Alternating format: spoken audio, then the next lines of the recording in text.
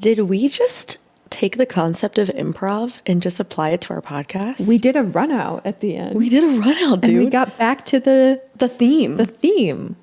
Whoa. Welcome to Pelvic POV with your hosts and doctors of physical therapy, Amanda Neary and Hannah Meyer. Hey, pelvic freaks. Welcome back to another episode of Pelvic POV. We're your freaks for us and we're freaks for your pelvis, baby. Do you ever just wake up and have a case of the uggos? Yeah, I get that.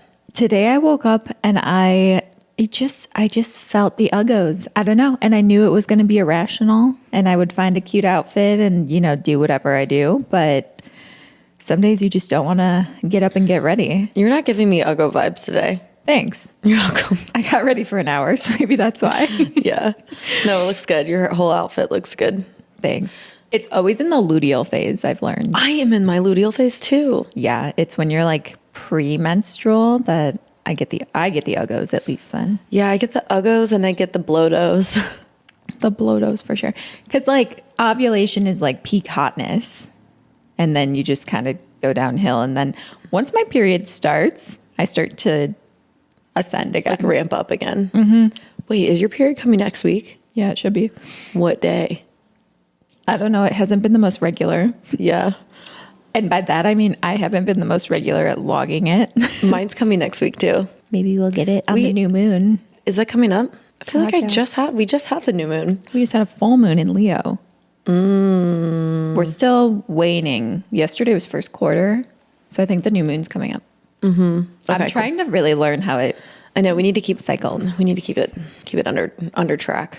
Yeah, but we all be getting the uggos at times. Yeah, I think it's a universal experience. It's the worst. It is the worst because you're just like, I have no reason to not feel hot and cool and fun today, but I just don't. The worst is like nothing works out. Your outfit doesn't work. Your makeup isn't the same shade as your neck. That is the worst. That's what's happening to me today. So if any of you guys see this video and you're like, Hannah's face doesn't look, well, guess what? I missed my tan this week. I didn't fake tan this week. I haven't tanned all winter and I think I'm going to start next week. That's probably why you're depressed. Okay, no, you know why I was still a little depressed? I went to get my blood work done and my vitamin D is always low. Like I've had prescription vitamin D for years. It was guttural, like the lowest it's ever been, to the point where she gave me an injection on site and she was like, in 2 days, you're going to start feeling a little more like alive again. Oh, thank God. And I did. By Friday, I was like, oh my gosh, I could flip a truck over. Is this how people feel all the time? Oh my God. I was like not exhausted anymore. That's how I felt when I was taking that steroid for strep throat. Yeah, prednisone will do that. I was like, I could lift the world above my shoulders right now. I hate being on steroids. They make me bloated and they give me breakouts every time. I just have been sleeping in my makeup the past 3 nights for no freaking reason. That's why I'm breaking out. I just do it to myself. That's why I have the uggos a little bit. I also slept in my makeup last night. We need to go to Sephora. Today? Soon. Okay. Or tomorrow. If there's time after, we can go today. Okay.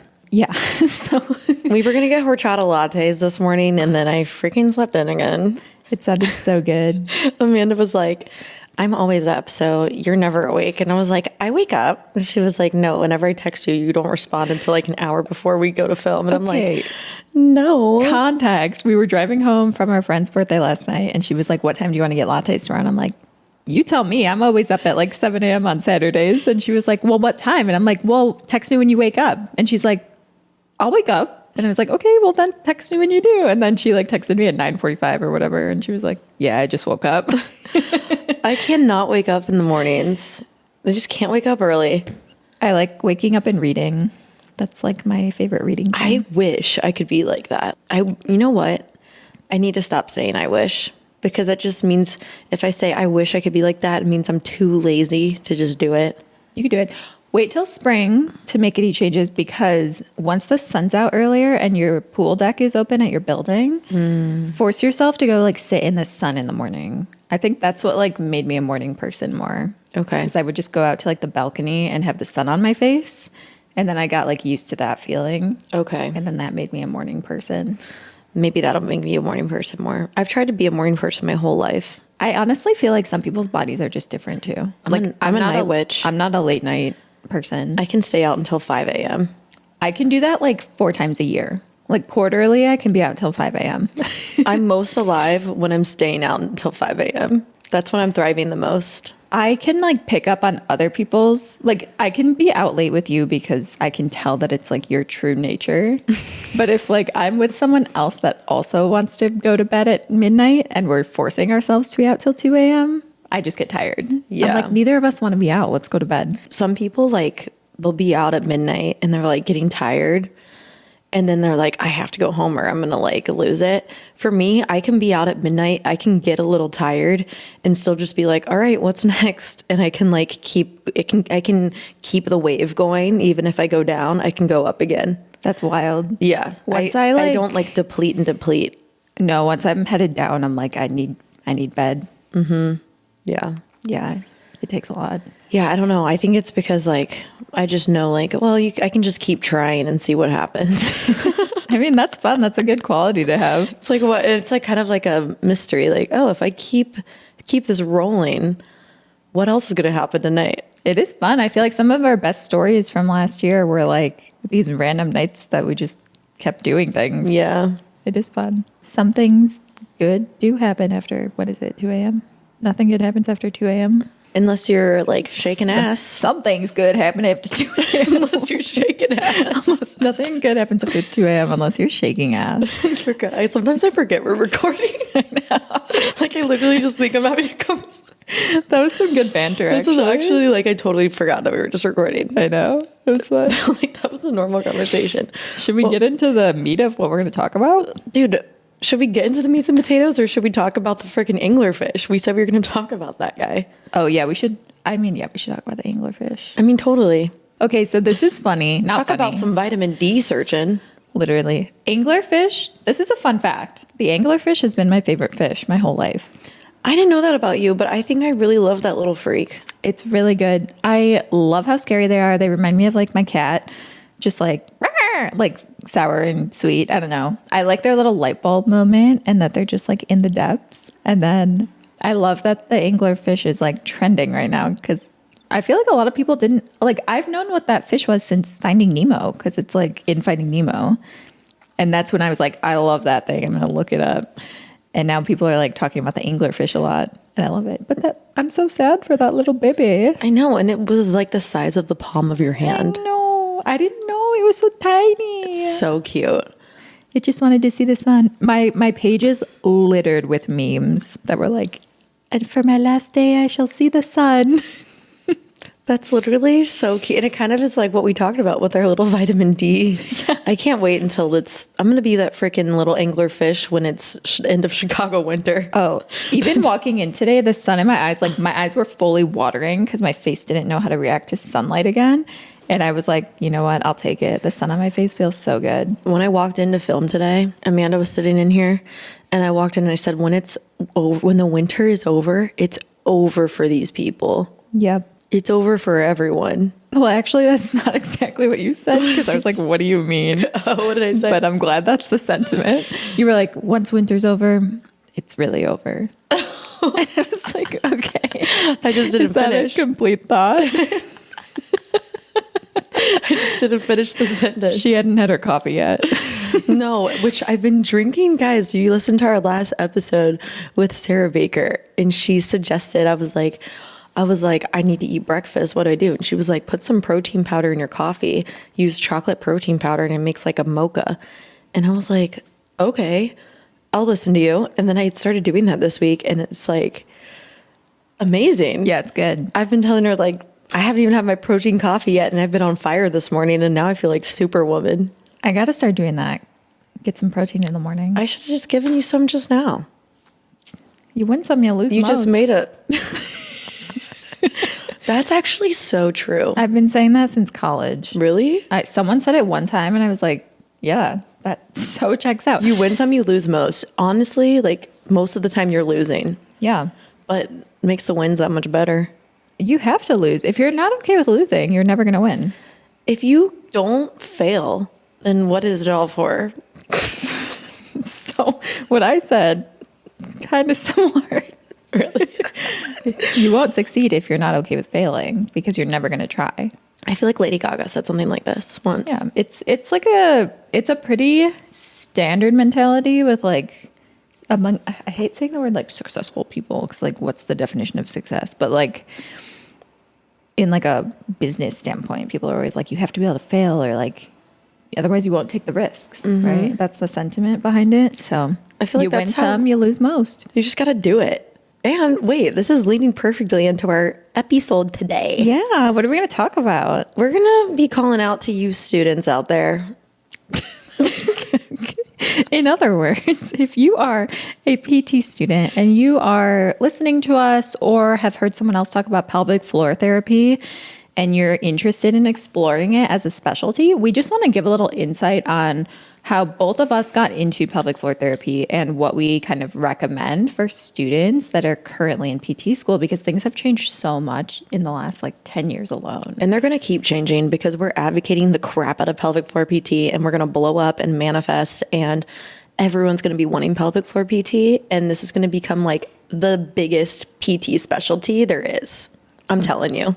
Hell yeah. So it's going to blow up. So here we're for getting it. you guys ready. And we get DMs a lot from students. Like I would say that's one of our more common DMs is that students will reach out to us and be like, hey, I need advice on this. Or like someone trying to go into pelvic floor PT will reach out to us and be like, what do you recommend for this? So like, for example, we got a DM recently. This DM is what inspired us to have this episode today. Let me find it. Blah, blah, bleep, bloop, blah, bloop, bleep, bloop, blah, bleep, bleep. Okay. For example, this was a DM that we received. Hi, I love the podcast and have been learning a ton. I'm a neuro PT. Okay, so this was not from a student, but from a PT. I'm a neuro PT looking to transition into pelvic health full time. I took Herman and Wallace level 1 and started interviewing, but have been told I lack enough experience. Do you have any advice on how to get involved in pelvic health without coming from an ortho background or having a pelvic health clinical rotation in school? Yeah, that's a good point that it's from an active PT because like I didn't do pelvic floor till I was a practicing PT. So like even though this might be targeted towards students because it's more accessible to students now, like the majority of clinicians that go into pelvic health are already treating clinicians, I would say. So yes, I do have some advice for them that we can talk about on the pod. Did you have a pelvic health clinic? Well, did you have a pelvic health clinical? Okay. I had 1 day overall of pelvic floor intro to what the heck pelvic floor was in PT school. And it was on a clinical at a continuing ed day. And it was like a 1 hour chunk of it. I had no idea. Sidebar question, not sidebar question, but additional question, follow-up question. That's what I'm looking for. Did your school offer a lot of pelvic health rotations? None. Not any. Not a single one. It wasn't even an option? No. Okay. Was not an option because I did my clinical rotations in the UK. So I was in the NHS and pelvic floor was not something they allowed PT students to do. You had to do it after you graduated. So we were able to learn about it, but we weren't able to get internal exam practice. Interesting. And I think that's because in the UK, same with medicine, you can go into PT with a bachelor's degree. So it's not it's not always a higher ed. Like I was in a master's to doctorate program, but there was another program that was bachelor students. So I think they were like, finish your bachelor's and then you can do this as continuing education if it's something you want to go into. So they didn't see it as like a thing we could specialize in right away. Okay. So then you might have really good advice for this person because I sent like a little message, but what would your advice be? My advice, one, as someone who did that, and two, as someone who is a clinic owner right now that specializes in pelvic floor. When I first did my Herman and Wallace education, I was working at a 50-50 ortho pelvic floor clinic. And I basically asked the owner if I took the course, could I start shadowing? Could I get some experience under my belt? And so I was able to shadow a little bit. But then when it came to treating, I pretty much had to use my shadow experience and just at some point try it with a patient. You can ask if you're in that workplace and if you're already in that workplace and you can shadow someone, you can ask to co-treat some patients with them. That would be a good option. But if you're going cold turkey from neuro to pelvic floor, you're going to have to find a position that you just start. So you want to find, ideally, I would go with somewhere that has good mentorship or someone who's willing to co-treat with you. So if you're going private practice, make sure the owner or one of the lead PTs is willing to kind of work with you with your first set of patients on your caseload, just to co-treat a little bit so you can get some feedback from them. And then if you're in a larger like hospital system, I think it'll be a little bit easier to get some reps in because you might have some more shadow opportunities there too. The other thing I would suggest is if you're taking Herman and Wallace and you find like a buddy in that course that lives in your area, meet up, practice on each other, ask each other questions, like exactly as you do in the weekend course itself, and get some reps under your belt that way. But you definitely want to find either a clinic owner or a institution that supports a newer person. I know that that's not like always the easiest thing to do depending on where you live, but if you're in a larger city, there might be a few options. And it's really just getting to know like the way they practice and what they actually value in a clinician so that you're getting the right experience with them. I don't know, is that helpful? Yeah, I think reaching out for shadowing opportunities is huge. We have people reach out to shadow all the time. And we do it. And we do it because we love how many people are interested in pelvic floor now. We've had so many people that are OT students, PT students, people just practicing. Chiropractors. Chiros, just practicing in other areas that want to come shadow us. And we'll set up like a 2 to 4 hour chunk with them where they can just see a few patients and ask us any questions that they have. So I think there are the right clinicians out there that are going to support someone who wants to transition into pelvic health. And if someone's immediately like, no, you don't have any experience, that's probably not the clinic for you anyway. So it might be frustrating, but I would stick with it and be patient with it too. You want to reach out and you want to be enthusiastic about it. Like, we love when people are like, I'm so interested in pelvic health. Like, I just want to be pelvic health. Like, this is my passion.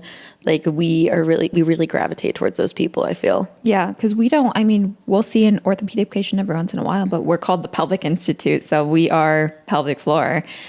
And I think because of how much people need pelvic floor therapy and how many clinics are waitlisted and how many hospital systems have a 4-month wait list, really, like any clinicians that are passionate about pelvic floor should be excited about you wanting to come shadow and come work there. So again, just feeling out the overall like vibe of that person and what they actually value in a clinician too. Yeah. I would say, because this person said they were having a hard time finding jobs, take more courses, not even just like the level 1, level 2A, level 2B, because once you're working somewhere, that clinic might help pay for those more expensive courses. If you're really going for a position though, and you are having a hard time, you might have to bite the bullet and take those courses. Yeah, at least take one of the second level courses so that you have a little bit more treatment experience, because you're going to get more reps in those courses too. And a clinic owner is going to want someone who has that little bit more experience. But if they're saying you don't have enough experience, I'd say, I understand. Thank you so much for considering me. Are you open to any shadowing at your clinic? And then build a relationship with them that way. Eventually, they might be more open to hiring you, or at least you'll have some shadowing in and you can take that somewhere else. Another one, Herman and Wallace will usually have an instructor at your satellite course. That's typically what it is like a satellite course. And reaching out to that person to shadow, because that's most likely a pelvic health PT, and they're already dedicating their time to helping people learn about pelvic floor PT. So I'm sure if you develop a relationship with that instructor, that they're going to let you come in and shadow, et cetera. When my pelvic health level 1, I remember my instructor was like super enthusiastic, like created a Facebook group for us and was like, if you guys ever need anything, please reach out to me. So that's another good option. Yeah.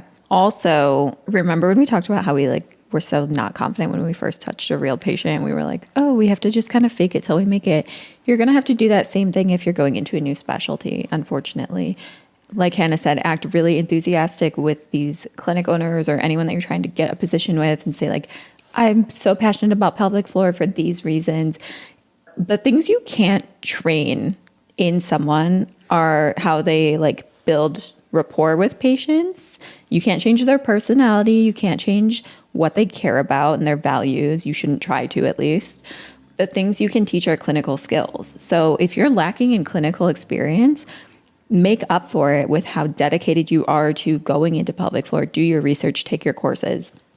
Someone will definitely value that, and they should.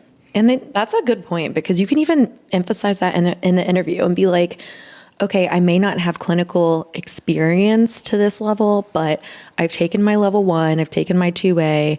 I've done internal work with patients. I'm really dedicated and I have really good rapport with patients. I talk well with people. Here's an example of a difficult patient case I worked on that I made it through and blah, blah, blah. And maybe you're in ortho or you're in neuro. I want to have more intimate, closer relationships with my patients. You need to just highlight and emphasize the things that you already know you're good at and why you would be good for this job rather than like being like, okay, well, if the interviewer's like, okay, I see you've never worked in pelvic health before.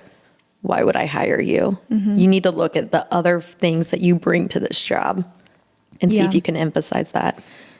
I think there's a sweet spot too. Like if someone's been treating in an area for so many years, I think then you have to ask the questions of like, okay, how are you staying up to date on evidence-based care? Things are changing all the time, especially in pelvic health. We're getting new research all the time. So there's pros and cons to being newer and older in this field too. And I think you just have to highlight what you can bring to that company and what your values are and what your strengths are. Like I said. And coming from a neuro background, that I've never worked in neuro. I barely had a neuro clinical rotation, which is crazy. But I went to Northwestern, which is a big neuro school, and I barely had a neuro clinical rotation because I worked so hard to get a pelvic health rotation. But if someone applied here was a neuro PT, I'm sure in our in-service, like when we do our in-services at our clinic, we'll have like an in-service, someone will present a research article. I'm sure that PT could bring so many different outlooks to the table and ways that we could change how we approach treatment for our patients. So you could talk about like, okay, I have 6 years experience in neuro PT. I want to transition to pelvic health. Well, how does your neuro background help with your potential pelvic PT influence? Totally. Every clinician's going to have a different skill set and area that they came from. So it is just how do you utilize those skills and how do they kind of blend together with everyone else at the clinic? But having that diversity in your clinical background is, in my opinion, a really good thing. For sure.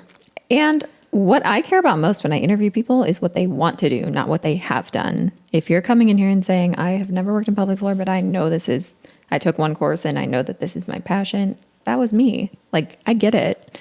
I have no reason to not believe that. So if you're passionate about it and you sell that, then someone will buy it. Okay, we talked about like more the PT world. What about a student who's like, this is me. This is like my people. Because I was a PT student and I knew year one, I want to just do pelvic health and that's it. Yeah, talk on that a little bit because I'm sure anyone who goes into PT school a little more like dedicated to a specific area, I'm sure it's frustrating to like have to do other things or be interested in an area that is under advocated for. That's harder to get a clinical in. So you can talk a little bit about your experience with that. Yeah. The biggest thing is if your school has a pelvic health group, you want to join that. Didn't you start yours? If it doesn't, start it and reach out to one of the professors and be like, this is my interest. We don't have a club. What's going on? Can we just figure this out? So, and usually there is some kind of PT on the faculty that does pelvic health, either part-time or full-time. So I would reach out to that faculty person for sure, which is what I did. And then once you do have a group, you can schedule like monthly meetings, etc. And you could even schedule like shadowing opportunities and stuff for students too to get you more involved. But when it comes to clinical rotations, that's the big O. That's the big O. You need to get a pelvic health clinical rotation. I am telling you, it's not a necessity, but it makes things 1,000 billion times easier if you get a pelvic health rotation. You're never going to have that level of guided treatment sessions that you will in a clinical rotation. And you want someone giving you that feedback. You're working one-on-one with a pelvic health PT every day for 8 hours, Monday through Friday. And at first you're going to be just watching and shadowing a lot. And then eventually you're going to be able to do internal treatments if you have level 1. With side-by-side guidance from a pelvic PT, which you're just not going to get once you graduate. Even if you're shadowing or whatever, you're just not going to be able to get that like literally one-on-one. It's like a personal trainer for you. That just sounds, I just wish I had that because even taking level 1 and transitioning to pelvic floor, the most beneficial part of the course was when you can treat the same person as your partner and they can tell you that pressure was the same or that pressure was different. And then you start to learn the caliber of what pressure to apply. And these are things that you will pick up with patients on your own over time. But if you have that for however many weeks, 10 weeks straight on a clinical placement, you're going to feel so confident going into those treatment sessions and just having a baseline for what you know you can do manually with those patients. It's a game changer. I remember pelvic health clinical rotations are kind of slim pickings. I kind of had to manipulate my way in PT school to get a pelvic health rotation. So like, I think that I had to suggest it. So for our PT school, they give you a list of rotations and then you have to rank them. And then it's like randomized and you just get somewhere on your list. But I think I reached out externally and like found my own pelvic health rotation and then brought it to the person in charge of making the list and was like, hey, can I potentially just do this? So then I could like totally not do the whole like list picking thing. Which that's what a student from Northwestern just did with our clinic. They reached out trying to add us to the list for their fall rotation. Don't feel like you have to follow the rules and you're like, oh, there's only 3 pelvic health rotations. I'll put those 3 on and I hope I get it. Go find your own that's not on the list and prove to your school why this would be a good rotation. And they're most likely going to be like, okay, this makes it easier. You already have your rotation. Here you go. You might have to interview for it, which I think is good too. I would like to interview someone for a rotation here because then we know that they're actually interested in PT and not just putting it on their list and they're like, maybe I'll get pelvic health, you know, because you're going to get very intense training if you come to a pelvic health rotation. It's not going to be like a check off ortho rotation, you know? Right. It's going to be it's specialized. Like a pediatric, like if you're going into peds, like, you know what, I'm not going to put peds on my list, you know? Right. But it does count as like a neuro check. But anyways. So biggest advice to students, find some sort of support within your university. Like, for example, we didn't have any interest groups or clubs at my PT school, but I think if there was, I would have probably joined a neuro one at the time because I thought I was going to go into neuro. And if there was a pelvic health one, it would have at least piqued my interest. Like, I didn't know that pelvic health was an option until my 4th clinical rotation. So at that point, I was like, oh, maybe I'll explore that once I graduate. Might as well. And if it was an interest group or a club at school, I might have like gone to a meeting and learned more about it. And I think I would have fallen in love with it right away if I did. So that's a really good tip. Start a club if there isn't one, or join one and just see what's going on there. And then if you're really interested, you know you want more experience in this area, go into that rotation. Even if you do end up wanting to treat more of a general ortho population after, you can only benefit from learning how to do internal exams and knowing what pelvic floor therapy does.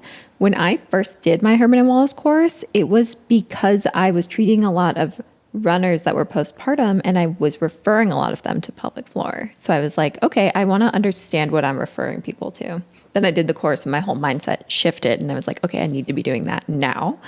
But just knowing what you are referring to with pelvic floor, because more people are talking about it, having a little bit of experience with it is a really great skill to have. Yeah. I would say too, even I had 2 pelvic floor rotations. Okay. And this is how I did it. You have to get the bare minimum number of weeks for each category. I think it's like ortho, neuro, inpatient acute care. Were those your 3? We had to get ortho, neuro, and acute care rotations, but like a baseline, a minimum like 6 weeks, I think. We had 6 rotations. Whoa. So we had to do ortho, we had to do musculoskeletal, neuro, cardio resp, inpatient, and then 2 electives. Of your electives. Of electives, yeah. Okay. You know, I could totally be like, I'm blanking because I don't know. Ours were shorter though. We had 6-week placements. So we had 6 6-week placements. So we had 2 6-week placements and then 2 13-week placements. Yeah, that makes sense. So my first one was ortho because it's like all I could get from my first rotation. So I checked that off. I really wanted pelvic health, but there were no pelvic health options for this round. So I got an ortho placement and like reached out to that placement and asked if anyone did pelvic health in their facility. And then I asked if I could have 2 CIs and I could do split time, like Monday, Tuesday. I think I did like Monday, Wednesday, Friday ortho and then Tuesday, Thursday pelvic health because so I had both those CIs. So that's how I did it for my 1 6-week rotation. So I got a little bit of a dip into the pelvic health world. And then my last rotation was a 13-week one, and I had to do neuro. And I did the same thing. I got an outpatient neuro rotation. This is the one that I reached out and suggested for my own. And they had outpatient neuro.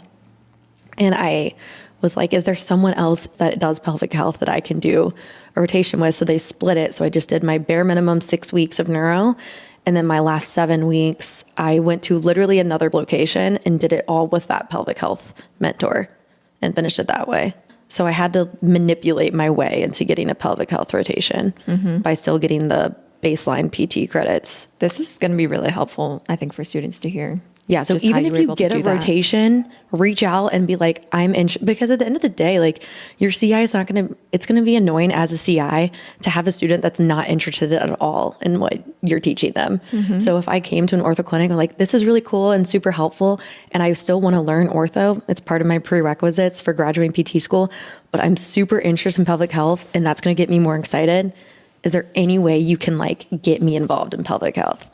And then maybe they can manipulate that for you to where you have 2 CIs. That's awesome. I'm Yeah. proud of you for doing that. That's really cool. You knew what you wanted and you got it. Yeah, that's how you got to do it, baby.